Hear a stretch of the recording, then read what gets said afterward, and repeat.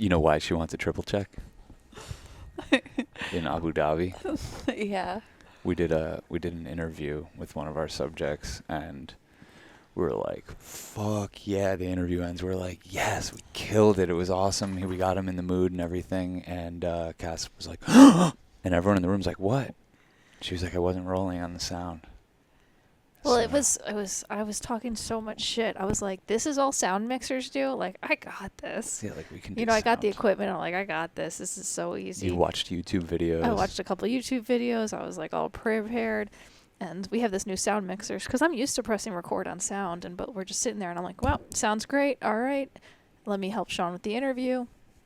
And then Sean says cut. And I'm like, I don't have anything to cut. It was a rough one. That was a Yeah. rough couple hours, days, whatever. No, it was just a rough couple moments, you know. But you right away, you were like, we have to be positive right now. This is our choice, how we react to this. We have to be positive. Oh, yeah, Sean was freaking out. And I was like, all right, dude, this is a test. Yeah, it was good. She reminded me, this is a test. It's all a test. And I was like, I don't appreciate you coming up with these kind of tests. But really, it was a test because I was like, okay, I hear you. Let's turn it around. Let's stay positive. And we did. We got really positive. And when we redid it, and it was so much better. It was so much better because when we redid it, we did it on the tail end of having spent all this time with him. So we just got him even more relaxed. It was fucking primo. Awesome. Yeah, but Cass a little PTSD. So you see her doing the double check, double triple check. Yeah. Happens to the best of us. What have you been doing, Mare? We were away from each other for the longest time in a while. Yeah, that's a good question. What have I been doing? I know you were making beautiful music. You sent us beautiful music. Yeah, no, I was trying to do some recording when I was in Georgia, and that was really fun. Last week got a little unproductive and chaotic, but in general, I was pretty productive while I was there. Got a lot done. But there is so much to do and so much on my plate, and I'm very excited about it. Life feels very confrontational right now and very initiatory for me. Mm-hmm. Like I can't slip up for a millisecond. Yeah. And the consequences are really harsh. Yeah. You know? I feel that. Yeah, we're both Leo rising, so that just the story Sean just told is mirrors that whole energy. Yeah. Yeah. You're just at that part of your life, and I try not to remind you of this all the time, but like the stakes feel a little higher. You know what I mean? At this stage of your life, like where you're deciding like, here's who I want to step into being. You know, the decisions I made at your age, I'm still kind of riding the wake of, you know, and it's very cool. I'm glad I did those fucking things. You know? Yeah. And you're fully stepping into your own. But that's kind of intimidating because it means like, oh, this is consequential time, this Saturn return energy. And well, I think when you start recording music, it's consequential. It's different kind of than anything else, you know? Yeah. Yes. There's very much this call to action and step up to the plate energy. My masculine energy has been a little bit like, but I'm doing it. You know? Yeah. But I did get pulled over by the police on my way. oh my God, I forgot. This is so long ago at this point. Which, like, when your father was like, you're so lucky, it's hilarious because in ways I kind of was, but not at all really, because I've done more reckless driving than most reckless things in my life. I've done a lot of reckless driving on a lot of different things. Like, anyways, gotten lots of luck in my life other than this very, very brief moment in time. So I'm driving to Georgia, and I see police on my first night driving down there more than I've ever seen them. And so I'm... Well, first of all, before you left, for some reason, we both had oh this my God, eerie I forgot feeling. about that. I'm so sorry. Sean tells me to go down to the car, and he wants to show me a couple of things, and I immediately am averse to it. I'm like, what? No. Like, and I don't know why I had this averse to it. I was like, I don't want to go down there. And then once I was down there and he's showing it to me, I got like a heart attack I've never had before. I literally felt like my heart stopped and I got nauseous, and I was like, why is this making me nauseous when he's showing me like, okay, if you get pulled over, here's this and here's this. I'm like, why are you even telling me if I get pulled over? I'm like, you want to hide never your been drugs pulled in over. here. You want to, you know, if you get pulled over, you have to say that you're a friend is on the job and you show him this badge, and you know. And I've just never been pulled over because I've always had police radars on my phone. I've always just been super aware driver, ahead of me, behind me, whatever. It's one of my areas I've grown very arrogant in because of all that I've gotten away with. But I was not arrogant on this trip, and that's why I feel so consequential right now and so harsh, because it was like the whole time I was scared, like, you know, kind of like shaking in my boots the whole time I was driving of police. I'm seeing police. I'm thinking about police. And this is a grand question of like, am I manifesting this reality that just happened, or am I feeling into the future? You know what I mean? Our car is so suspicious too. It's I feel such a guilty beater. even just. Yeah, and I was going fast, and I just shouldn't have, and I'm in my car, and it was some sort of karmic thing, probably with like, you know, rushing you or something in an earlier part of time, but I just should have gotten more time on the highway, because I went to this juice shop and they didn't have anything. I was like, oh, I'll just get coffee, you know, and like didn't put a bunch of substances in my system, you know, just got on the road and remembered I was in Virginia, was like, you know, probably high already that morning, just coming to being reckless. And I knew I had downloaded this police radar on my phone several days before, but I hadn't like, you know, opened it up and gotten it working before I got on the road. I'm like, shit, I'm in Virginia. I can't be fucking around with speeding. I got to get this police radar gun out. And I get it out because I also, the whole reason that I've been able to speed is because I can see, the whole practice is seeing 50 cars behind you, seeing 50 cars ahead, and I'm surrounded by trucks and I can't see anything. And I'm like, this is fucked. I'm in a fucked situation right now. And I couldn't go into another lane. Like, it was like trucks here, trucks there. I-95 is 2 lanes for people that haven't driven up and down the east coast of the United States. I-95 is 2 lanes. Everyone has to take it to travel. Yeah. Fast lane and a slow lane. And I was in the slow lane the whole time, which I've never done in my whole life. Never have I taken a trip and gone the slow lane. Never. Your life in the fast lane, baby. Yes, I love it.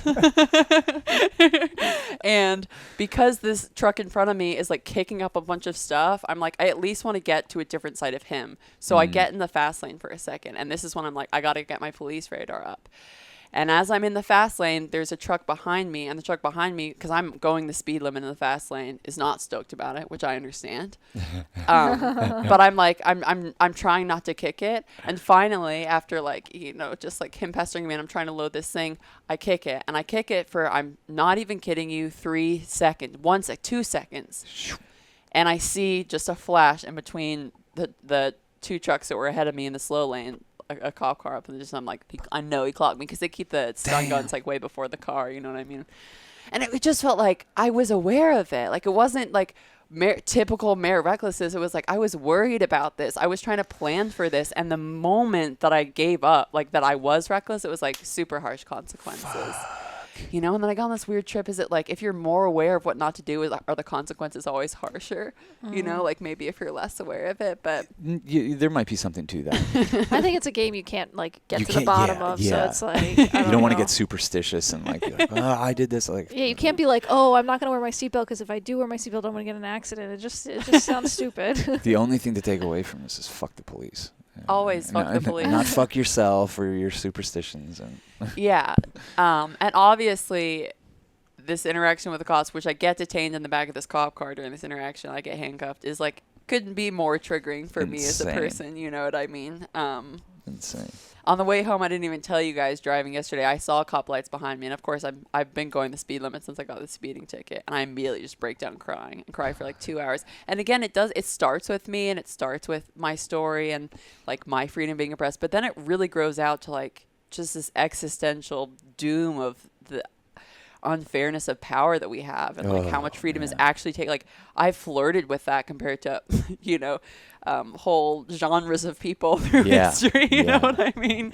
And it just gets me on these super dark trips where I just feel so hopeless about stuff. And it's just so crazy because like the stuff that you've gone through in your life, you know, like I've never even come close to being detained. You know what I mean? Like, and when we drove the same car, I speed, you know, it's not like I don't speed. Yeah. And it's just like, you've never been pulled out of a car. You don't.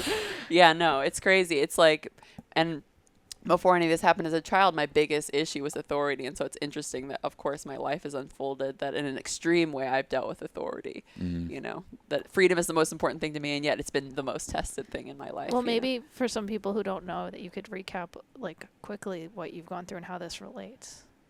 Because I think some people, you have like you've been thrown in 2 like teenage prisons. You like got Paris Hilton, if anyone knows about that. Yeah. Yeah, kidnapped in the middle of the night style. And yeah, I mean. Twice.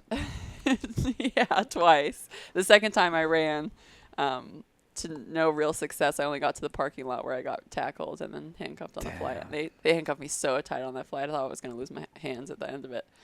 But yeah, and then, I mean, that story is so hard to like brush over, but Yeah, I was essentially like locked Watch up the for podcast Child of Chaos, Yeah, episode 2 something. for almost 2 years. I was basically in like this Mormon-run institution, insane asylum place where Yeah. you're on high security lockdown and stuff. And So getting Is- pulled over knowing you have drugs, like knowing they Well- could do that to you. Not the Mormon part, but well, knowing he could do anything they wanted to me. I mean, when I was kidnapped too, they took off all my clothes. They cavity search you whenever they want. They do whatever they want to you. And I've had whatever I want done to me. They medicate you during the whole I mean, it's fucking, it's the most insane shit ever. I would have rather, and I know this is very controversial to say, but the specific jail situations that I've been in that were fucking horrible were a lot easier than being in that place because it wasn't this constant psychological mind fuck where they're trying to take control of like you and your soul and all of your values and your opinions. And it was crazy. well, those places are terrifying because they're trying to rehabilitate you. Our prison system doesn't even bother trying to put up that farce anymore. They're just do your time, whatever. But like people that are trying to brainwash you because their parents paid a lot of money for you to be detained here. Yeah. That's fucking scary territory. So Yeah, and I was in there with actually insane people too, like the younger girls that were there. Yeah, it was just like I saw all the most insane shit in my life, and I eventually am the only person that partially successfully escaped to cross the Canadian border That's the illegally, and then coolest. eventually get, yeah. I mean, that's the movie that we're gonna make of Yeah. Maris's life. the perfect, all that led to you being able to be they probably still say your name in that place. Oh, for sure. We used to know the name of every single group of girls or girl that almost made it out. Yeah. Story about the girls that stole the vans, or it You was- did make it out. You You know, did you it? made it. You made it to Canada. yeah. The fact that you froze your ass off in Canada and had to come back does not matter. You made it to Canada. Yeah. Yeah. It's really kind of one of the most amazing feats. It's unbelievable. Do your parents get a kick out of that story? Yeah. What at do your all? parents think about you having at escaped? at this point? Like, are they like, yo, that's hilarious when you went into Canada like that? I don't know what they think about it. I think they're like, It's probably still a touchy subject. yeah, because I think they were so scared the whole time or whatever. Oh, because they just knew that you had escaped but didn't know where you were. I think that they probably put together that I was with Joseph, but yeah, they didn't know where I was. But yeah, we do need to eventually get to a place of laughing about it together, because even around them, my body is just like, Doesn't dig it. Yeah, you just spent time with your mom down in Georgia. I did, and I it was went like, it oh, went really shit. well. Yeah, but you can tell like her compared to anybody else me interacting with in life. Like I'm just so much more. Like, Yeah. You seem loose as a goose with your dad. yeah, and I really do. I try and be that way with them, and I think forgiveness has been really important for me in healing in my journey and stuff. And yeah, it obviously made me who I am, and I did. Yeah, I felt like I got to prove to myself and them like I'm like, I'm not to be controlled and I'm indomitable. So Not just to try be fucked me. with. Well, that's why getting detained in the back of a cop car, you're obviously getting the lessons you need for some reason, because that must be like the most triggering thing ever Oh, yeah. for someone like you. Oh, Like, yeah. Mayor's telling us this story, and just like I was on the edge of my seat because I didn't know how the story ended, yeah, and it just kept jeez. getting worse. And she was like, and then he detained me, and I was like, what do you mean? She's like, I was in the back of the car with cuffs on. I'm like, what Jesus. are you talking about? I'm like, where was Mowgli? What the fuck was this asshole doing? And Where was Mowgli? They called back up and they had somebody hold Mowgli. Jesus while they searched. Christ. So it's so funny because I have like a glove compartment in that car Yeah. that like I'm like, they're never gonna figure out how to get in here, so keep the spare weed in here.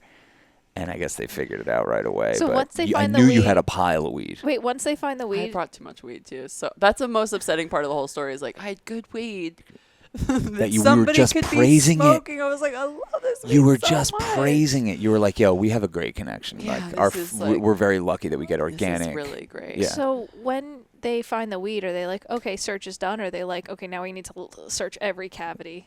Then they leveled it up. I asked her the same thing before. So they leveled it up after that. They were like, oh, we might find some money in here. Yeah, and I was just doing this crazy game of like how scared I was gonna let myself be about the whole thing. I was like, I have to hold this situation up somehow. You know what I Yeah. mean? Like I can't go. Thank to, God I we can't gave go you to jail. You The know? liquid stuff that wasn't suspicious looking. Yeah. That could have been bad. There could have been a Yeah. couple little. I know what you were rolling around like, but it wasn't. Look, to me, it's nothing. But in Virginia, you're in the worst possible place this could happen.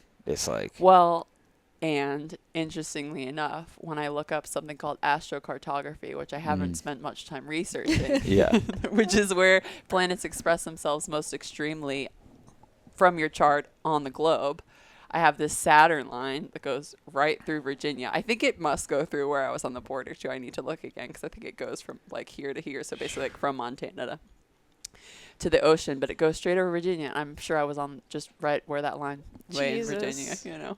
right Just learning my Saturn lessons. line. Yeah, and then I get it's just like it's hard because it's hard to digest about like what I'm supposed to be digesting. Yeah. You know what I mean? Like, are Yeah. you trying to tell me that I need to sit down? Like, and then I get on this thing like, am I more upset that I won't bow or that you're asking me to? It's like a whole trip that I get on. You know what I mean? That's pretty next level, though. You get to know yourself. Yeah, but it was a Fucking- fucking trip. It was terrifying. I'm so.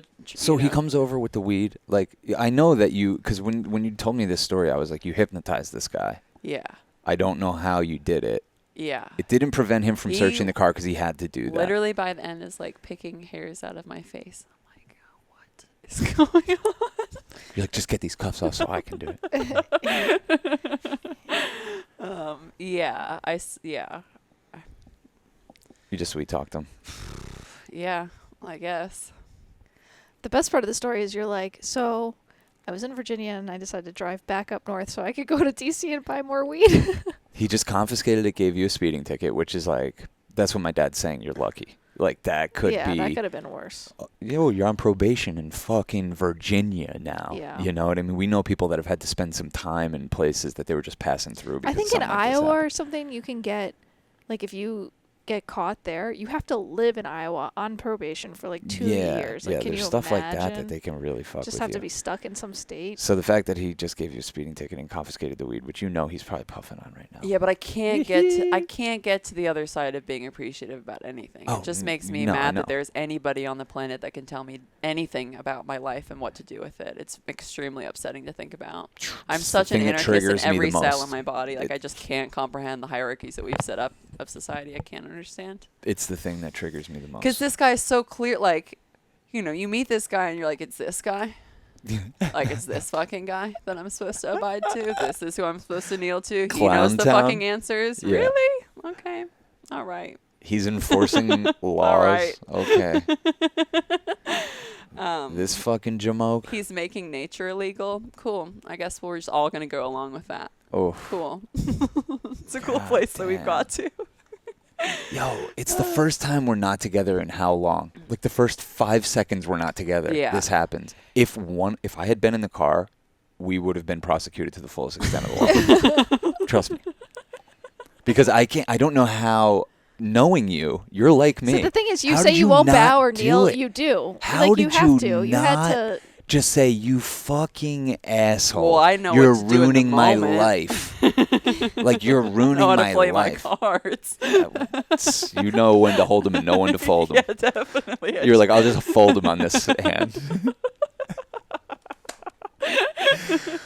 Yeah, horrible and traumatizing. And I wanted to not be traumatizing because it's like not that big of a deal, but obviously it brings so much up for me. And I'm so bored of this story and processing this period of my life. I honestly am. Yeah. Like, but it seems like it's just going to keep being a thing, like a crux I have to come back and keep processing for myself. And I'm sure, just collectively too, what we're going through. So I got to Georgia and and I shouldn't talk about it like this because I'm putting bad spells on myself, but I feel like I have to be in such a sensitive place to create and make art because I'm having to play all these roles and like be supportive of myself when I'm alone. And it felt like that really took me down so many notches of like, God, Mary, you don't fuck up like this. Like, you don't get pulled over. Like, you don't what the fuck is this, and just Get it getting together. so upset about myself and feeling so irresponsible. And then that just kind of mutates to feeling like, can I even do this? Can I even write this song? Can I, it's just like a Yeah. reflection of yourself in every department. And it took me a second to climb out of the hole and be like, I'm fucking great. Okay. I can focus on stuff and do it with intent. And I'm not such a failure, but it was really hard. I was really upset at myself. I love that this guy lets you go, and the first thing you did was drive to DC to try to find weed. I was That was so smart. mad about the Matrix. I was like, you're not getting me to not smoke weed. Yeah, I don't know what you're trying to do, but like, This you're doesn't not end separating- here. Yeah, this does not end with you. And I went to like 5 different. It was like day of horror. I ended up driving for almost 18 hours. Ended up acquiring schizophrenia at the end of it. Legitimately, like, I'm in the car, and by this is probably like at hour 16, because it happens for like maybe at least the last hour and a half of my drive. I start to hear what sounds like radio transmissions in my head of like a male's voice. And also, you forget, after this, I drove through one of the craziest storms I've ever driven through in my life, where I can't see like a foot in front of the car. So I'm going like 30 miles an hour on a 70-mile-an-hour thing. Once that clears up, for the 2 hours that I'm not driving in rain, because the end of the trip was in rain too, a truck that's in front of me that has a flatbed in the back of it snaps, and a mattress comes out and a bunch of this furniture.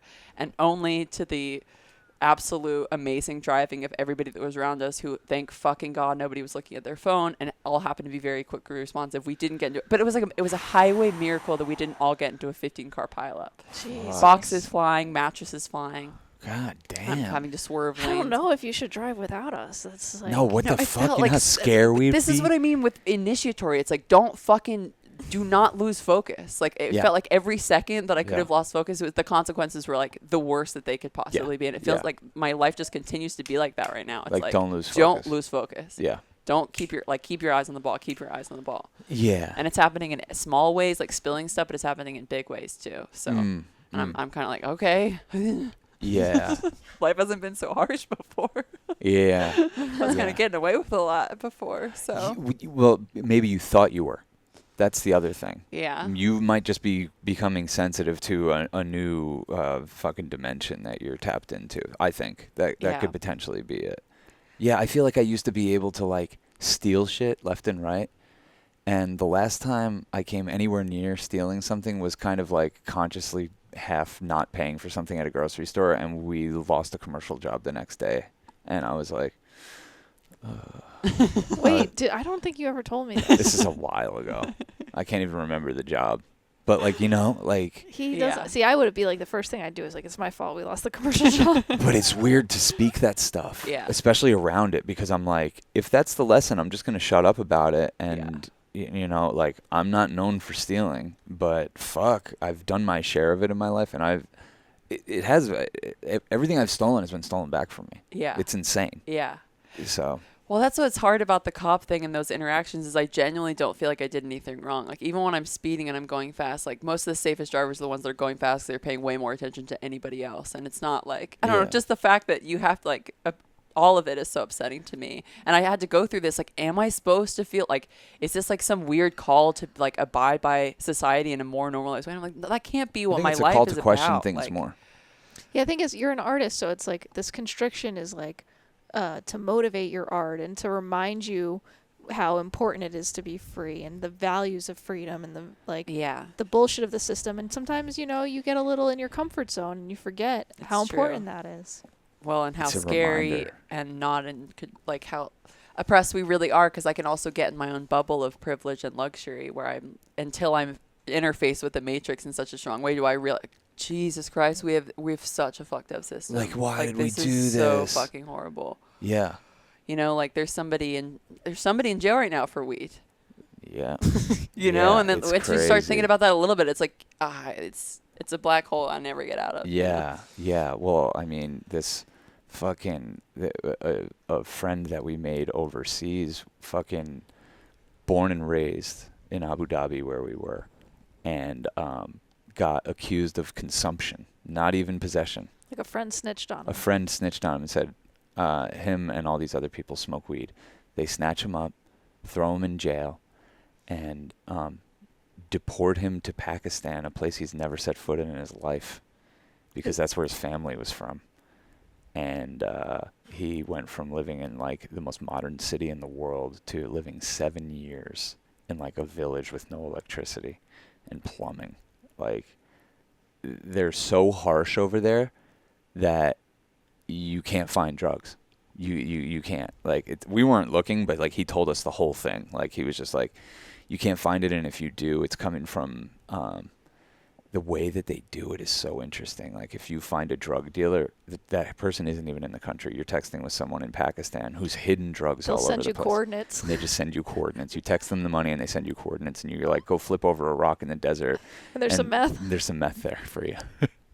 And they'll just text random, like, The way they get customers is they just start texting every number. I like that. Yeah, no, it's down the and future. dirty. There's no way to legislate away from this, well, you know? talk about rules. So we've been in the process of trying to get a car, and it's requiring a loan because we're not, we're in the position where we would want to finance part of it. And we give Sean's information, and they're like, Sean has no credit. So, like, you haven't played the game. I'm a ghost. They're like, Sean's what we call a ghost, which means you try to pull up your credit score, and there's zero. It doesn't say zero credit, it just says credit, no credit. Not available. Because you have, no, but it's crazy because you haven't played the game. You haven't taken out loans. You haven't done debt. You've just done a American Express charge card where you've paid it off every month, and so you I've haven't only built. spent money I've earned. I've never even could conceive of borrowing money. You know, like I don't borrow money from any. I just don't. I can't even conceive of it. So I've just played it like that, and I always thought that was going to help me when I went to go borrow money for a car or a house. I always thought like, try to fuck with my credit. There's no way it's anything but perfect, and it's the opposite. It doesn't even exist. They want you to have all these fucking credit cards. They want you to be in the slog trying to dig yourself out of debt every other American. And I'm like, oh, I don't really play it like that. I'll just pay you off right now. And they're like, well, that's not really how we make money, so fuck you. Yeah, so I co-signed, and I have good credit, but I could have better credit, and they say that my credit could be better if I had more than. I have 2 credit cards. They want me to have like 5 credit cards. Yeah. And this is what depressed us in the way that the cop. I mean, not extremely, but it's just no, but it sent me into fuck? like that existential depression where you're just like, oh. There's a game, and I'm not good at it. I'm not. Well, I haven't even been playing it, and I'm getting played. And then the several rules that just completely point to it being a taken advantage of scheme where if you check your credit, you have lower credit. Oh, yeah. You're So not you even can't- allowed to check in It's a on it. tax on the poor. The hell Yeah. is Yeah, all that? this stuff it's all of it's a tax on the poor. What you went through, what we're going through, because like what you're going to have to pay for that ticket's the same thing a rich motherfucker is going to have to pay. It might ruin your life. It doesn't make a fucking difference to them. Same thing with a drug charge, same thing with anything. So there's tiers here, and when they see an out-of-state plate in places like New Jersey or Virginia, there's a lot of states that do this. Those are the ones I'm familiar with. When they see an out-of-state plate, if you're going slightly over the speed limit, you're fucked. We got pulled over in Nevada in a desert town. We saw it was a clear speed trap. It goes from like 75, 50, 25 miles an hour. And we knew it from going out, and on the way back, just do the right thing. So I just went 5 under. I just cruise control 5 under, and then just kept going 5 under the speed limit. I'm pulling through this town 5 under the speed limit. There's a cop pulling a guy over across the street. He just U-turns away from that, grabs us, and we had the whole middle console was covered in weed. We were like smoking bowls in there all day and like ashing it, and it was just a mess of drug people. It was just weed though. And we just kind of threw a little thing over it, and in the back we had like a bagoo, like a fucking one of these like nice bags filled with drug paraphernalia. And the guy, like, I'm like, what did you get me for? And he's like, speeding. And I was like, okay, first of all, he didn't clock me, and then he's asked me a bunch of questions, and I was just doing my best to hold my ground. And he's like, what we're really looking for tonight is drugs. We're searching people for drugs. I was like, okay. And he's like, you wouldn't happen to have any or anything like that? And I was like, no, dude, no, not at all. And he was like, he starts flashing his light around. Cass is sitting in the back, and he goes, what's in that bag? And it was just filled with drug stuff. Luckily, there was another bag. And she goes, oh, what, this one? And opens it up, which you don't have to do. I know. You didn't have to do. I He knew knew what it exactly was. who to target in the car. But yeah, you knew, luckily, not to open the other one. Because he just searched the car from the outside. He could just see through the window, and he was like, oh, cool. He's like, all right. And then he let us I was go. like, oh, this is a bag of almonds. Yeah. But next to, like, literally right next to it is a Right bag next of to weed. yeah, like fucking crazy. Yeah, it was it's like times like that I really just lose my will to live. I'm like, there's nothing you can do. You're being stalked out and shaken down everywhere, and that's the nightmare of capitalism. It's just like you're in a monopoly game, and like you can pretend, you can use substances and pretend you're not, but we're stuck in a fucking nightmarish hellscape fucking monopoly game, and we're being taken advantage of, and we're being harvested for money and our labor, and it's like, it's fucking really disturbing. It's really fucking disturbing. And everyone listening to this has probably had a brush like this too, if not some serious fucking engagement with these institutions that are just out to fucking get you. And I don't know, it fucks me up. You were telling me this story, and I was like, I get so disturbed, you know, because I want to play it fast and loose. I want to feel really free. Yeah, no, it's definitely got me on a really dark trip. I've been trying to get out of it ever since. So, I just keep swimming is kind of my motto, but it's just don't stop thinking. You know, just stop thinking. Just stop thinking. That's been getting me through. Is that an original? That's an original. Just stop thinking. Just stop thinking. You That's know, good. like I just like keep swimming from Finding Nemo. That's what I was referencing. Oh, You know what I'm referencing. yeah, I know about Finding Nemo. I like it. Just keep swimming. Don't stop thinking. Wait, what? That was cute. Well, Yeah, if you you're think- free now, thank goodness. Yeah. Free-ish, you know, kinda, sorta. That's a good name for this podcast. Free-ish. Yeah. Yeah. Yeah, we're free-ish, I guess. I don't know. I feel like you're free to like pick who you're gonna be in debt to, Yeah. and pick who you're gonna be enslaved to. Yeah. But you have to pick one of those things, and both. Yeah. You know, like that's it. That I feel like that's the freedom we get here. You know. A lot of choices of who you want to be in debt to. Oh, there's a lot of choices for products that will put you in debt, for sure. We just bought one of them. Yeah. Yeah, we just paid so much money for Cars a are a used huge car. representation of freedom, though. Oh God, it's been a huge shift for us because obviously we're somewhere where we were borrowing a car, and it was hard to be like, hey, can we borrow a car? And Abu Dhabi, everywhere we wanted to go, we're like, we had this guy come pick us up everywhere we wanted to go, and it just like starts to feel confining, and you just get back in a car, and you're like, whew. Now Sean and I are like, let's just go for a ride to the water. I don't know, just anything. I just like love that we can just like.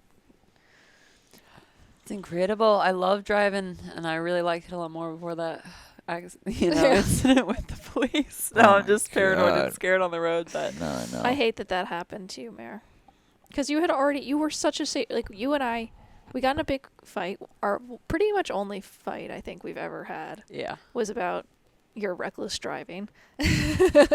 And in my mind it was reckless, and we got in a big fight about it, and since then you were like, you heard my perspective, and you were like, okay, like at least in my mind you were like, okay, she needs me to drive more conservatively, and I'll do that. We just want Mare to live.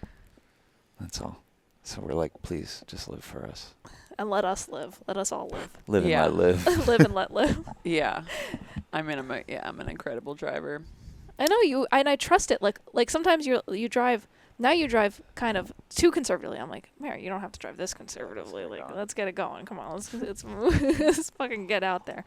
But no, I really do believe that you have this like ability to see what's going on.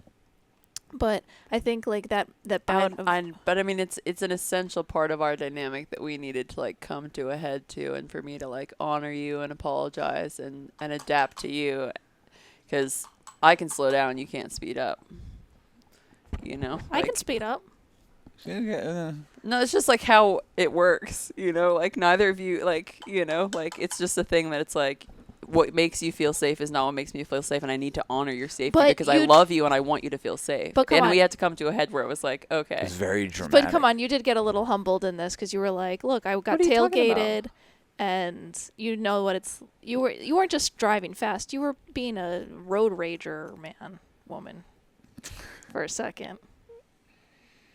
You were there was some road energy happening, and but I'm saying is after that whole like mess up we had, you became like the safest driver, and I trust that like that's who you are. So it doesn't make sense to me that you got this lesson. Like it doesn't make sense to me. It doesn't even feel like a lesson. It more feels like how planets are expressing themselves.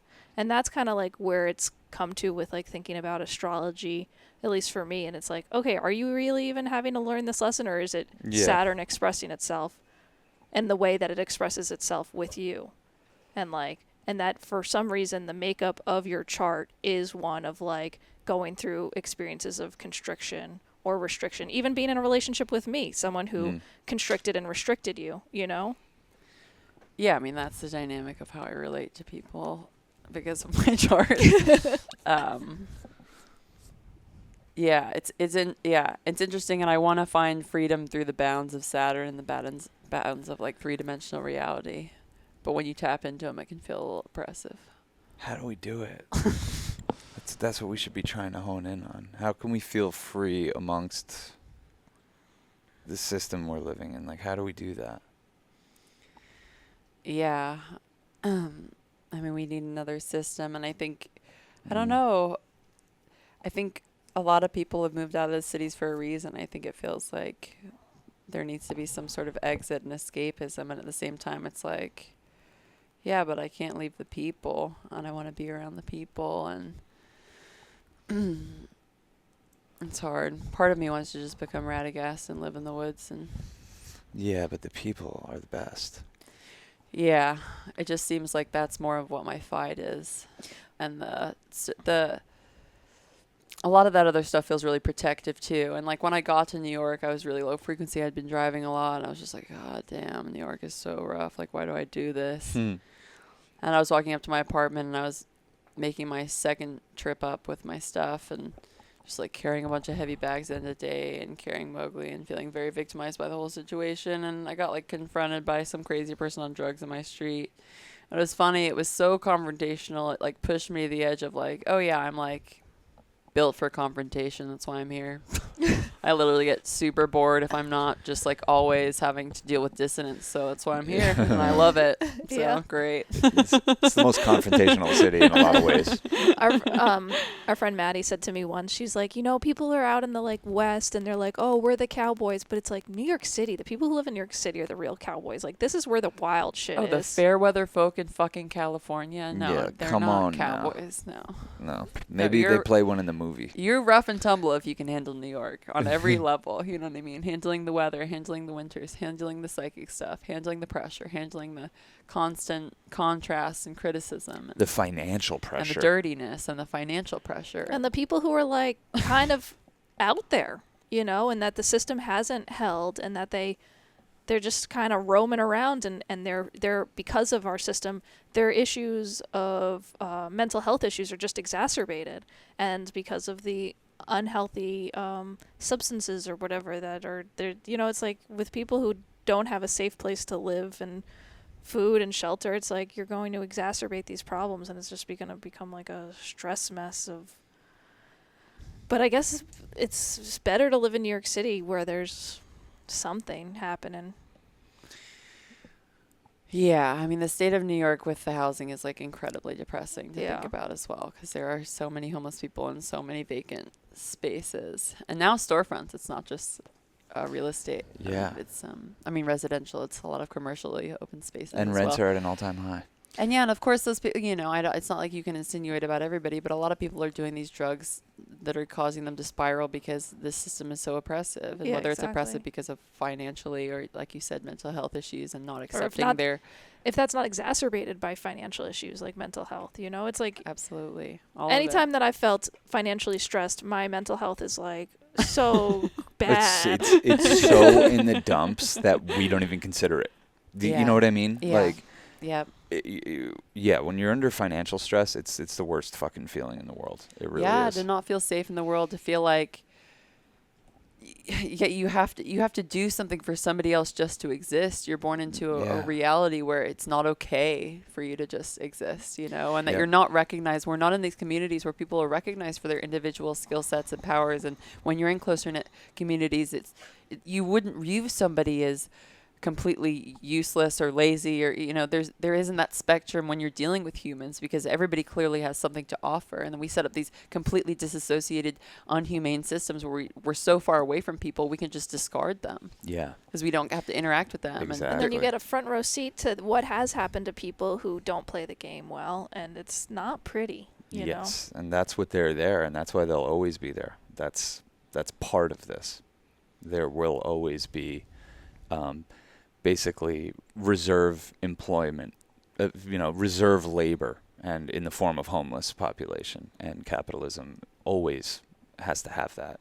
It's one of the features, and it's always going to have a large prison population because there's strict rules to control the market. And it's, that's why you can't blame people that lose it, You really can't. You see them and you're like, yeah, I don't know what you've gone through, but I'm like one step away from living on that corner. How at have any I moment. not? Like, you know what I was saying to my mom the other day? Because I have so many family members and friends and family friends that have just struggled their whole life and just never really stepped into manhood, never.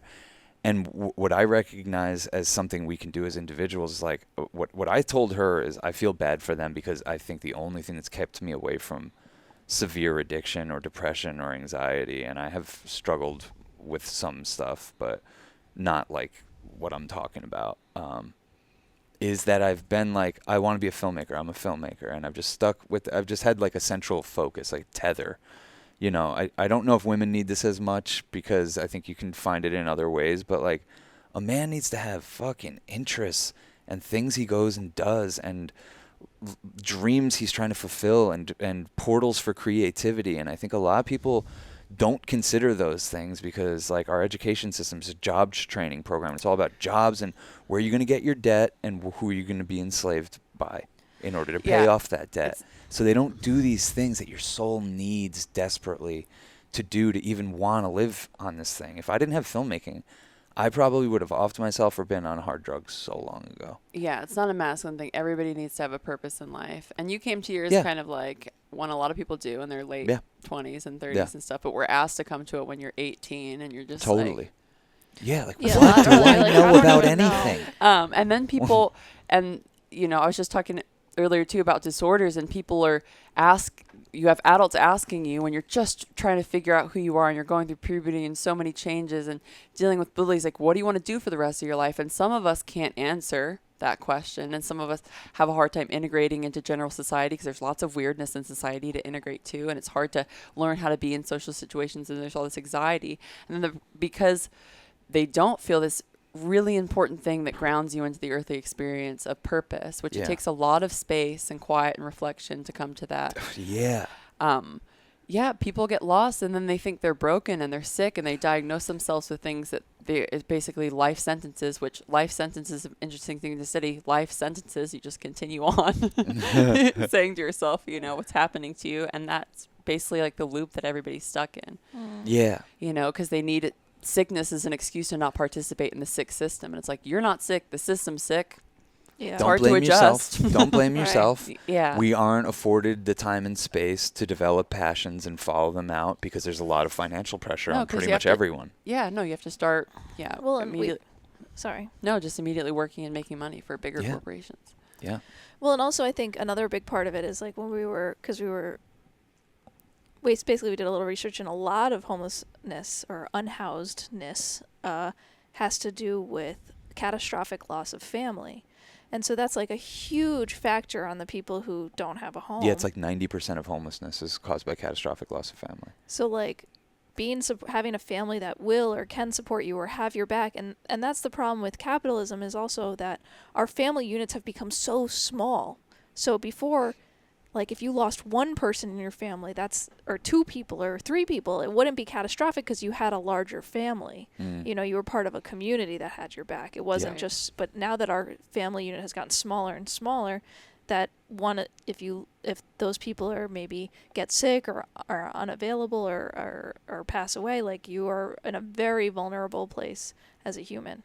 Yeah. I think not being recognized is like the biggest thing that gets us to spin off as low frequency. That's like what I hear in your filmmaking. It's like we need to be seen by each other because we're not separate. Like we literally are just like this one consciousness. And when we go towards people, we're not trying to pull that out of them. It's what everyone wants to say when they feel like, oh, I can get a message out there to people, because we just let people be themselves on our films. Yeah. They always want to send a message like that. Like we're connected, we're here, we're all together. They always, that's our better nature. Yeah. And I think that that's the high watermark of what we should all be shooting for all the time, and not just when we're on camera. but like really treating everyone like that. And it really starts at the highest levels. Yeah. Well, and now everybody's just like, yeah, because we don't have as close contact recognition, people have to do it through online. And that's like the constant obsessing with taking photos of yourself and posting them. And it's like, please recognize me. See me. That's a whole other dark rabbit hole. You know? Yeah. Yeah. See me, hear me. Yeah, we want to be recognized. I think earlier in our evolution, everyone felt like they had much more of a purpose and served the tribe in much more significant ways than Definitely. data entry or selling cars or fucking be working at a bank. Definitely, you got to shine. You got to shine. You were essential. Yes. You were essential. And Yes. I think people were filled with purpose. And we still have that swirling around in us, that need, that yearning to like, hey, I want to feel like I'm contributing something, you know what I mean? And there are new ways to contribute, and that's what's part of human evolution. And it's sad because we have all these old archaic systems that don't allow for like new areas that we need in human consciousness, because if you're outside of the norm, you're just broken and sick. Yeah. Like there are jobs that we need that don't exist yet that people need to make space for and that need to talk about, but there needs to be a certain level of acceptance past like cancel culture for people to say stuff we haven't heard before. Yeah. For us to have open ears about it. Oh yeah. Yeah, that comes at a high cost these days. Yeah, it's very self-sacrificial. Everything feels so self-sacrificial with putting yourself out there now. It's a huge risk. People are trying to take your livelihood because you might have said something off color or like whatever, or expressed something that is basically just against the accepted norm. Yeah. Yeah, it's insane. But and this is what's sad, because like we just described like this whole system that's like fucking harvesting us in the worst kind of ways. Like people cheer it on and fight the rich man's war by continuing the cultural division, and they set us up to divide ourselves on ever increasingly nuanced lines. Absolutely. And everyone fucking loves that. And I think it goes back to our tribalism. It's like we want to find our tribe, but the way we're doing it is so toxic. Yeah, Mare has a great song that says you think you're a good person. And it's like very confrontational to listen to. You know what I mean? As someone who likes to think of myself sometimes as a good person, like I want to be a good person, like I try. But it's like so confrontational, but it's so perfect because, I mean, I think the toxic thing that's happened now is that, or at least in the last it's been for the last 10 years especially, is the whole establishing yourself as a good person by pointing out who around you is not a good person. Jesus you know Christ. what I mean? It's like, I know I'm good because you're bad. Yeah. You know? Fucking Jesus Christ. Yeah, And we're all guilty of it. Yeah, it's the days of the guillotine and all of that, but just everything is expressing itself in these more, just like you said, nuanced and complex ways, and subtly. Yeah. Like our abuse of each other is much more subtle, but it's still there. Yeah, and the all crazy time, thing ever is, present, like, you know? like I see how long it takes for it to fry my circuits. Yeah. And I'm like, I'm going along with all this. Okay, cool. I can handle it. All right, we're all upgrading our operating system. I was like, all about like, helping the cause, whatever the fucking cause is. Cool, we're moving things on. And then like it gets to a point where I'm like, I can't fucking do this. I don't know. The idea that I could offend somebody is so lame. Like it's just so fucking lame. Like, yeah. Well, and also I do stand by that statement about good art being confrontational, and that I think it's just kind of a requirement. If you're making good art, it's going to be somewhat like making people uncomfortable in a good way or in a bad way, but it should be, what is it? Disturbing the comforted. Somebody remember that quote about art? Oh, no, it's a good Comforting one. the disturbed. And disturbing the comfortable. Yeah, no, that's exactly it. Yeah. Comforting the disturbed and disturbing the Yeah. comfortable. And so I hope some of your movies upset people in this weird Oh, way. when They they all don't, do. You know, when because they- it's like when they don't, we're like, oh, we might have missed the mark. Totally. They all do though. Yeah. That we're betting 1,000 on that. yeah. Yeah. Yeah. Because you're, shaking people up and realizing why this period of my life feels harsh is realizing is kind of harsh.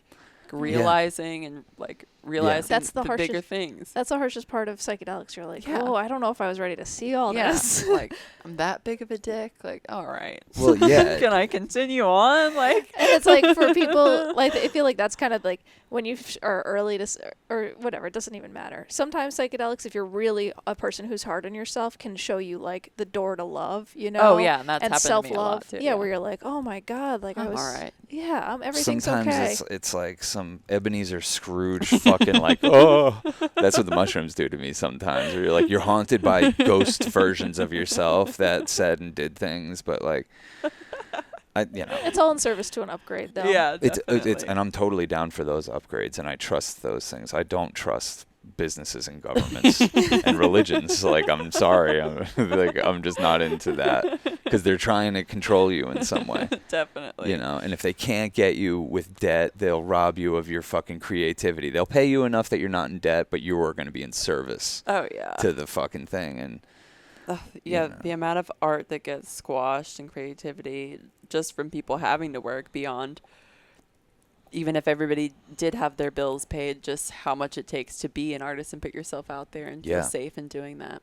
yeah, There's a lot of things working against you right now. oh yeah, The thing that grinds my gears is that we're, with all the technological evolution that's happened, that life hasn't seemed to get easier. I mean, it has gotten easier for inconvenience factors for people, but like the cost of living has only gone up. The don't have to work less. It's not like that changes. It's not like, oh, the robots are going to do your job for you. It's like, okay, Yeah, that's we'll what squeeze everything out. that's what you hope. Like, we don't have to have factory workers, right? And they could just get paid to be creative and do what they want. That's Yeah. like the dream, and I don't know why it wouldn't Or happen. at least but we don't pay. Who cares? We're not paying individual people. It's not going towards like, oh, you still have to work, but it's like we have services for the community. Mm. You know, things that support the community, better education, better, I don't know, places that people convene and do things together. And like Abu Dhabi was great in the way of like, they build this really expensive Formula One racetrack, and then they open it up and give people bikes, and people can run and exercise, and it's all free. dope. It's like, You get to show up damn. and just,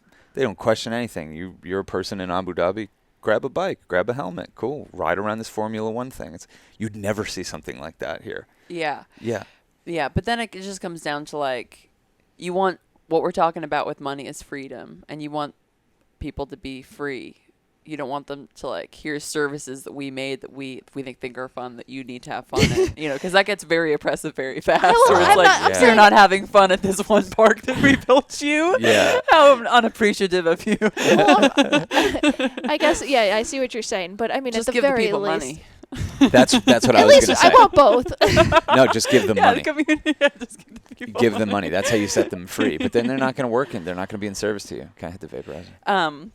Yeah, and it's crazy because there is still just so many wild, amazing jobs that people don't get recognized for in this country. Like, we have heroes that we don't speak about that are beyond the fire department and the army that are doing like welding so that we can all have power and water under like thousands of feet of water, who like explode under pressure all the time, because these jobs are like some of the most hazardous jobs ever, and the exact percentage of nitrogen to all of these things has to be exactly right in the tank, and these chambers that they build that are we don't know what we're doing that deep underground. We're just like hoping that the engineers are right about the pressure tanks, and that What about the motherfuckers that have to deal with all the feces that the human race, puts out all the time? there's so many There's jobs so many that are people crazy that this people is a are doing. hero. These are heroes who Literally. are decide, I'm going to go in the business of trying to deal with human feces. There's so many Literally. things you can do, and you're like, I'm Thank going to God for People that that. pick up trash. That's like, what I'm saying. heroes of our society. People. Yeah. And I was just reading a really sad story about these guys in like a power plant that died from this boiler exploding, and like there's just so many of those stories, obviously, because these are incredibly high risk jobs, because we're doing wild things as humans, like having lava boilers. I was driving to over a create bridge power the for other us- day, for each white other. knuckling, because I'm for some reason getting scared going over bridges, and there's a guy walking up the fucking thing. I'm like, that guy, that's his job. I wouldn't be able to sleep at night if that was my job. I would be so fucking terrified. Yeah. The stress chemicals would kill me instantly Yeah. of what that would do to me. Yeah. And he's like, someone's got to go replace that little light up there so a fucking helicopter doesn't crash into this. Yeah. I'm going up. Like, there's not even a question. What the fuck? Yeah. So many fucking. So shout out if you have a difficult job and you do it for us. You know what's the most difficult job? Being a fucking mom. Like, that's fucking insane. Definitely creating people seems hard. Creating people and maintaining them and not putting just a fucking another mindless consumer into the world, but trying to develop critical thinking skills with someone who's being purposely tried to put to sleep by our government and media and propagated to just love this place and think we're innocent and exceptional. Like, to raise a child in the face of that can see through all that is fucking so hard. And a lot of people have to do a job on top of that. But fucking being a parent, being a mom, fucking insane. Crazy. They're the heroes, not Elon Musk. That guy is a creep. You know what I mean? We have a culture that just wants to prop up, like, these people that have made a lot of money. If they've made that much money, do you know what the gods that they've had to serve, the things they've had to do, the governments that they've had to overrun, the people they've had to exploit, the people they've had to kill? Like, get real with yourself. Like, don't accept their heroes. That's part of the game. They got you fully hypnotized when you're cheering on Elon Musk and Jeff Bezos and fucking Bill Gates and Warren Buffett and you name it. If you know that they have that much money, they should be number one on the fucking list when we do rip out the guillotines inevitably again. Like, let's get fucking real. Don't let culture hypnotize you with their fucking razzle dazzle. You know what's going on. You have to tune that shit out in order to rediscover your life's purpose, because it's sitting there for everyone. You're here for a reason. You're here for a reason. Don't let this system convince you you're not here for a reason. You know what I mean? Oh, yeah. Oh, yeah. And I'm so bored and sick of talking about feminine energy and how it's oppressed. Like, I really am. I don't want to say it again. But it is just like the product of worshiping masculine energy. And Absolutely. The heroes that we have are just like the epitomes of masculine energy. And we just have no... I shouldn't be so dramatic about it. A lot of us have a hard time recognizing the importance of feminine energy in microcosms of our life and how we manifest our reality, but then in the outside world and how it serves its own purpose. Yeah. Because we're also in a system that doesn't even give you space to sit in feminine energy and reflect.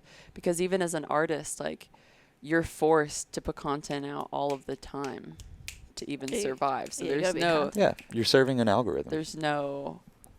Wait, why don't you want to reflect to make sure what you're putting out is good or that you've had time to evolve, you know? To succeed, you have to play the masculine game. Yes. So... Yeah. Of putting out way too much stuff. But what is success? See, that's what I think we need to unpack. And that's what I was talking about earlier is like, I think we might need to even just unpack what success is. Because I think success, if we can unpack it, could just be like happy days, calm nights. Yeah. A couple laughs. Community, friends, love. You know, I think we have this idea that like you need a certain amount of followers or a certain amount of money, and I think success obviously just looks different to everyone else given their makeup and what they need and what gods they want to serve and what gods they're called to serve and why they are here. Because I guess it goes to also the question of like for some people it's being like really good at a video game but and like they're sick at this fucking thing and they can feel success from that, and I think that's fucking awesome. You know what I mean? What makes me feel successful is recording a fucking stoner conversation we just had and putting it out, and we kept someone company. Like, I don't know who that is or who needed to hear this or for what reason, but it makes me feel successful. Yeah, I think when I say successful too in the context of art, I say it more as survival, and I probably shouldn't use the word success because even to survive as an artist, like the requirement of participation is so masculine. Yeah. To be really successful, you have to completely let go of feminine energy, it seems like. Yeah. And again, like this has been true in my life. Like I have been the most successful externally when I have been the most masculine in my life. Yeah. And taken drugs, you know, like cocaine to be more masculine. The people that we hold in the highest regard in terms of artists that I feel like, you guys, you hacked the matrix, you're doing it, is Alex and Allison Gray. But I think just from you saying that just tapped me into the masculine energy that it takes for them to do. They basically started a church called Chapel of Sacred Mirrors, Cosm. And they have this dope property and they throw these gatherings and this and that. they had to manhandle in order to stay relevant and stay fiscally, responsible and keeping their thing growing. They had to fucking create a religion. Very assertive. They had to fucking get super, like, tap into that masculine energy for sure. And I feel like Allison's better at it than Alex when it comes down to it. Yeah. Like, yeah, she seems to, like, really know how to do things and know what the plan is and this and that. Yeah. But that's the way you have to play a very masculine game to be successful here, by traditional means. Yeah. You know? Yeah. It's been part of my fear of my Saturn return, as I keep describing with my masculine energy. I'm like, I know what it's going to take. And I just, like, I'm at this weird point of, like, more balanced energy in myself that I'm like, I don't even know if I can get out of balance like I need to. Yeah. It's crazy. It's a crazy thing. And I'm going to, but it's like, no, it's it's a wild thing that I'm looking in front Do you of. ever Like, think okay. about getting back on the cocaine? Sometimes I do. I'm like, do I need to really dance with the devil to get this? No. I'm dancing with different gods now. They have different rules. They're very harsh. Yeah. Yeah. Heavy consequences. Heavy consequences. Sobriety maybe in my future, you know what I mean? Yeah, maybe we can do it. You might have to listen to that cop after all. Exactly. It may be an omen. Damn, I fought the law and the law won. I fucking quit drugs. Did I tell you? I didn't. I really should have told that story. I didn't even. I forgot I was on a podcast. But of course, I'm scream crying in the car in Washington, D.C. in traffic that's completely unmoving. And the first song that I hear on the radio is I Fought the Law and the Law Won. Oh, my God. That's fucking great. And I had a little laugh and I said, you are funny. Yeah. It's so funny because it's another thing I warned you about. I was like, Mare, whatever you do. I was like, it's a good thing you're getting on the road at night because you'll get past D.C. Yeah. It's the worst traffic in the world if you hit it. And you avoided it somehow. But then you fucking went right back into it. Straight into the storm. Yeah. Fuck me. Yeah. And then by the time I got to the house, let me just finish the story out because I never did at the beginning of this thing. I said that I heard voices, but then when I got inside of the house, I heard a female voice and a male voice whispering. Yeah, Saying, full like- schizophrenia. Yeah. At the end of Jesus. almost 18 hours. So Yeah. I've earned some sort of Saturn stripe. You did something. You definitely did something. You know, Yeah, you got like an extra little freedom pellet. another Yeah. scar for the bud. Yeah. Yeah. How do people find out about their astrocartography? Is that something that you can just like put in a map or something? Yeah, you can look up, free astrocartography map. They're a little hard to read if you're not already deep into astrology. It can be a little bit overwhelming, but it'll show you kind of where you could see where your sun exaltation is and where your Venus. Apparently, I'm supposed to live in like Somalia, so Interesting. This is going to be, Mare's about to become an expert on this. I'm very much looking forward to it. I think soon Mare's going to have some announcements too. I don't know if you want to make any now, but you'll have some announcements about new ways to work with you.